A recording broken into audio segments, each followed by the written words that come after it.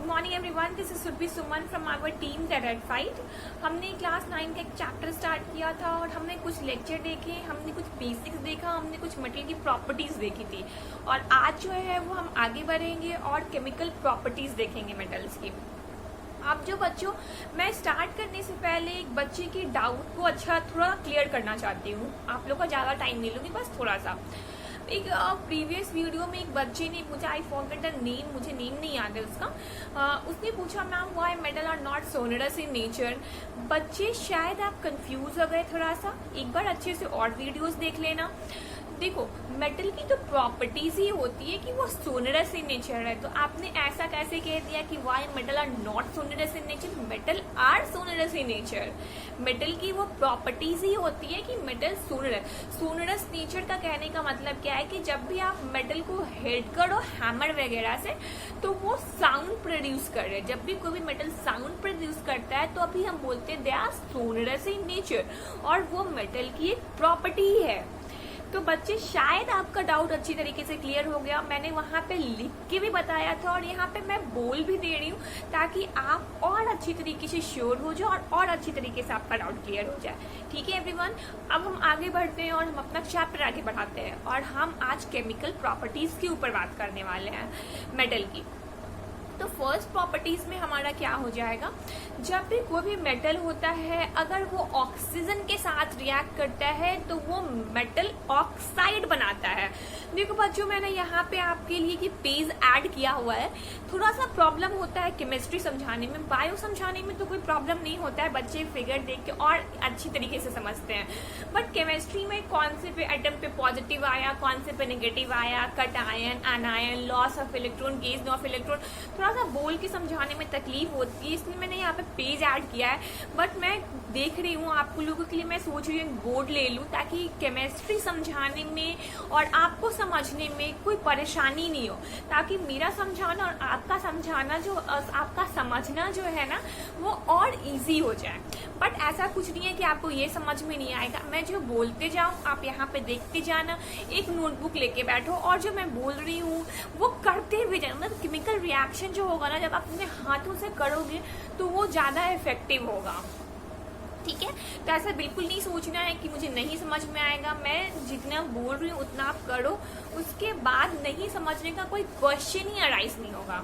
ठीक है, तो फर्स्ट पॉइंट में हमारा क्या था, जब भी कोई भी मेटल था वो ऑक्सीजन के साथ रिएक्ट करता है तो वो मेटेलिक ऑक्साइड बनाता है। एग्जाम्पल ले लो, यहाँ पे देखते चलना। एग्जाम्पल ले लो, सोडियम और ऑक्सीजन। सोडियम एक मेटल है और उसको ऑक्सीजन के साथ ट्रीट करवाओगे तो बनेगा क्या, मेटल ऑक्साइड। इट मींस क्या, सोडियम का ऑक्साइड बनेगा। अब ये बनेगा कैसे ये देखना है। देखो, मैंने पिछली क्लास में आपको वैलेंसी बताई थी, तो सोडियम की वैलेंसी कितनी होगी, +1। ठीक है, और ऑक्सीजन पे कितना चार्ज होता है, -2। ये थोड़ा सा जो चार्ज वाला कॉन्सेप्ट है ना, ये आगे आप चैप्टर 4 में जाओगे तो और अच्छी तरीके से क्लियर हो जाएगा। फिलहाल के लिए आप याद कर लो। तो सोडियम पे पॉजिटिव चार्ज और ऑक्सीजन पे -2 चार्ज हो गया। दोनों एटम को सामने सामने लिख लो, ठीक है, और उस पर चार्ज दे दो जैसे मैंने दे रखा है। आप भी अपने नोटबुक में करते चलो। अब उसके बाद क्रिस क्रॉस करवाओ। ठीक है, क्रिस क्रॉस क्या होता है, सोडियम पे जो पॉजिटिव चार्ज है वो ऑक्सीजन के फुट पे आ जाएगा और ऑक्सीजन पे जो निगेटिव चार्ज है, इट मीन्स -2 चार्ज है, वो सोडियम के फुट पे आ जाएगा। तो फॉर्मूला क्या बनेगा बच्चों, आप अपने नोटबुक में लिखो। तो सोडियम पे पॉजिटिव चार्ज, ऑक्सीजन पे -2 चार्ज, क्रिस क्रॉस करवाया तो बना क्या, Na2। ये 2 कहाँ से आया, जो ऑक्सीजन के पास चार्ज था। ठीक है, और O के जो सोडियम पे जो चार्ज था वो क्या था, +1। तो +1 थोड़ी लिखोगे ऑक्सीजन के फुट पे, नहीं लिखोगे। तो फॉर्मूला क्या बना, Na2O। सिंपल। ये क्या हो गया, सोडियम का ऑक्साइड हो गया। जैसे कि हमने प्रॉपर्टीज देखी कि कोई भी अगर मेटल होगा वो ऑक्सीजन के साथ रिएक्ट करेगा तो मेटल का ऑक्साइड बनाएगा। हमने वही एग्जाम्पल यहाँ पे उठा के देखा, जब भी सोडियम जो है वो ऑक्सीजन के साथ रिएक्ट कर रहा है तो क्या बना रहा है, Na2O। इट मीन सोडियम का ऑक्साइड बन गया, मेटल का ऑक्साइड बन गया। क्लियर हो गया फर्स्ट प्रॉपर्टीज। एक और एग्जाम्पल बच्चों को चाहिए, आई नो आपको अच्छी तरीके से क्लियर नहीं हुआ। एक और एग्जाम्पल ले लेते हैं और हम एक बार एग्जाम्पल लेंगे अल्युमिनियम का। देखो बच्चों, मैंने जो यहाँ पे लिखा है ना, मैं वही एग्जाम्पल आप लोगों को दे रही हूँ ताकि आपको समझने में ऐसे आप कोई भी मेटल देख के रिएक्ट करवा सकते हो, ठीक है ना। ऐसा नहीं कि बस यही मैम ने सोडियम का एग्जाम्पल लिया तो सोडियम के ही ऑक्साइड बनेंगे, अल्युमिनियम का एग्जाम्पल लिया तो अल्युमिनियम के ही ऑक्साइड बनेंगे, ऐसा कुछ नहीं है बच्चों। आपको जो भी लेना है ले लो, मुझे जो अच्छा लगा मैंने वो लिया, ठीक है, नो मैटर, कोई बड़ी फर्क नहीं पड़ता इसमें। अब देखो अल्युमिनियम का है तो अल्युमिनियम को ऑक्सीजन के साथ रिएक्ट करवाऊं तो बताओ अल्युमिनियम पे कितना चार्ज होगा, +3। फिलहाल के लिए याद करना है, नो टेंशन। अब टेंशन लेने की बात नहीं है कहाँ से आ रहा है, ये सारा चैप्टर 4 में अच्छी तरीके से क्लियर होगा। और ऑक्सीजन पे क्या है, -2 है, criss cross, simple process, criss cross करवाना है। तो अल्युमिनियम पे जो पॉजिटिव चार्ज था वो कहाँ पे आ जाएगा, ऑक्सीजन के फुट पे आ जाएगा।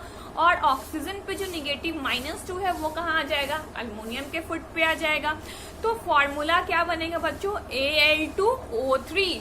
Al2 कहाँ से आया, जो ऑक्सीजन पे चार्ज था, और O3 ये 3 कहाँ से आया, जो अल्युमिनियम पे चार्ज था। सिंपल क्रिस क्रॉस करवाना है, उसका चार्ज उसके फुट पे, उसका चार्ज उसके फुट पे, सिंपल बन गया। ये पॉइंट मेरे ख्याल से आप लोगों को थोड़ा बहुत क्लियर हो गया होगा, और नहीं भी क्लियर है तो एक बार लिख के क्लियर कर लेना, तब भी नहीं समझ में आए तो मुझसे पूछ लेना, ठीक है। और हम अब आगे बढ़ते हैं। अब थोड़ा सा मेटल जो ऑक्साइड होता है सॉरी, मेटल जो ऑक्साइड होता है वो बेसिक इन नेचर होता है, generally they are basic in nature. मैंने यहाँ पे वर्ड क्या यूज किया, generally they are basic in nature. It means कि हम सभी मेटल ऑक्साइड को बेसिक नहीं कह सकते हैं, नहीं कह सकते तो मतलब क्या होगा, some are amphoteric in nature also. आप देखो किसी भी चीज को आप कहते हो ना ये एसिडिक प्रॉपर्टीज इसमें है, इसमें बेसिक प्रॉपर्टीज है, बट अगर किसी चीज में अगर एसिडिक प्रॉपर्टी और बेसिक प्रॉपर्टीज दोनों प्रॉपर्टीज प्रेजेंट है तो उसे हम लोग बोलेंगे एम्फोटेरिक। क्लियर है एवरीवन। सबसे पहले मैंने क्या कहा, मेटल ऑक्साइड जो होते हैं वो जनरली बेसिक इन नेचर होते हैं। It means they turn red litmus to blue, समझ में आ गया। But some are amphoteric also. Amphoteric कहने का मतलब क्या है, जिसमें acidic property and basic properties दोनों हो वो एम्फोटेरिक मेटल्स कहलाते हैं। एग्जाम्पल Al2O3, ZnO, ये सारे क्या है, एम्फोटेरिक है। इसके पास acidic properties as well as basic properties दोनों प्रॉपर्टीज प्रेजेंट है। इतना क्लियर हो गया आप सभी को। अब हम आगे बढ़ते हैं थोड़ा सा, अब हम सेकेंड पॉइंट की तरफ चलते हैं। सेकेंड पॉइंट थर्ड पॉइंट होगा ना ये हमारा, थर्ड पॉइंट की तरफ हम चलते हैं। और थर्ड पॉइंट में क्या होगा, जब भी कोई भी मेटल है वो डाइल्यूट एसिड के साथ रिएक्ट करेगा तो प्रोडक्ट क्या बनाएगा। बच्चों ये आपको बताना है, आप 8 में पढ़े होंगे एसिड बेस चैप्टर में। फिर से एक बार, कोई भी मेटल M है अगर वो डाइल्यूट एसिड के साथ रिएक्ट कर रहा है, एक मैं आपको थोड़ा सा वर्ड बता देती हूँ अच्छे से। डाइल्यूट मीन्स क्या होता है, जिसमें पानी की कंटेंट, इट मीन्स पानी क्या होता है, H2O की कंटेंट जिसमें ज्यादा हो उसे बोलते हैं डाइल्यूट। और एसिड क्या हो गया, H2SO4, HCl, HNO3, H2CO3, ये सारे का क्या है, एसिड्स है। एसिड्स क्या होते हैं, जिसके पास H+ हो। यहाँ तक क्लियर हो गया। तो आप बताओ कि मेटल जो होता है वो एसिड डाइल्यूट एसिड के साथ रिएक्ट करके क्या बनाएगा, प्रोडक्ट बनाएगा metal salt plus H2 gas. और H2 गैस की प्रॉपर्टीज अगर पहचानना हो कि बताओ H2 गैस, अगर बहुत सारे गैसेस आपको दे दिए हैं और H2 गैस को आपको पहचानना है तो H2 गैस को आप पहचान सकते हो, वो ब्लू फ्लेम होता है उसका। समझ में आ गया इतना? फिर से एक बार, जब भी मेटल होता है, मेटल को डाइल्यूट एसिड के साथ रिएक्ट करवाओगे तो बनेगा क्या? Metal salt plus H2 gas, और H2 गैस क्या होता है? ब्लू फ्लेम होता है उसके पास। यहाँ तक समझ में आ गया? अब हम आगे बढ़ते हैं और नॉन मेटल्स की तरफ समझ चलते हैं। या हम नॉन मेटल्स नेक्स्ट लेक्चर में ले लेंगे, बिकॉज अगर ये लेक्चर थोड़ा और ज्यादा लंबा हो गया, शॉर्ट लेक्चर तो बच्चे देखते नहीं, लॉन्ग लेक्चर्स कहाँ से देखोगे, तो हम नॉन मेटल जो होगा वो नेक्स्ट वीडियोस में देख लेंगे। बट आज वाला जो सारा जो हमने कंसेप्ट सीखा और जो भी रिएक्शंस हमने सीखा, वह जो एक बार क्या करना, कॉपी में जरूर बना बना के देखना। जो भी मैंने क्रिस क्रॉस वाला प्रोसेस बताया है, वो सारे प्रोसेसेस आप एक बार कॉपी में करके देखना, ताकि ये जो चैप्टर हो ये इसमें आपको फील आए। जब तक कोई चैप्टर में फील नहीं आएगा ना, पढ़ने में मजा नहीं आएगा। और डाउट तो बिल्कुल पूछना, तभी तो मुझे भी पढ़ाने में मजा आएगा ना। Okay, thank you everyone.